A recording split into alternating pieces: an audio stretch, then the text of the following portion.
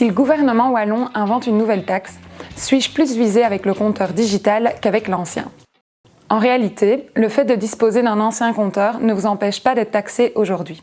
Dans le cas du tarif prosumer, le forfait a été établi sur base de la puissance de votre installation photovoltaïque. Cette tarification s'applique donc que l'installation soit équipée d'un ancien ou d'un nouveau compteur. Si vous avez un compteur digital et si vous avez fait des efforts d'autoconsommation, vous pourrez même bénéficier d'un tarif réduit puisqu'il sera basé sur votre prélèvement réel. C'est donc plutôt la présence d'un ancien compteur traditionnel qui ferme la porte à l'application de tarifs plus innovants, incitatifs et intéressants financièrement.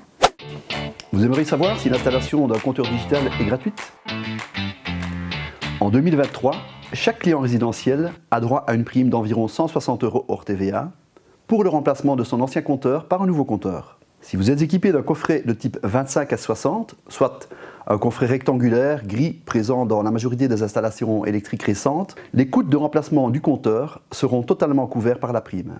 Le remplacement de votre compteur simple flux sera donc entièrement gratuit. Si votre compteur actuel n'est pas intégré dans ce type de coffret, une adaptation technique sera a priori nécessaire. Vous devrez alors prendre en charge certains coûts liés au placement du compteur. Mais, dans ce cas, RESA vous fournit évidemment un devis que vous êtes libre d'accepter ou pas. Dans certains cas, la rédaction de l'offre peut nécessiter une visite à domicile. Et alors, un rendez-vous est fixé avec nos équipes de raccordement. Si vous disposez d'une installation photovoltaïque, l'installation d'un compteur digital est totalement gratuite.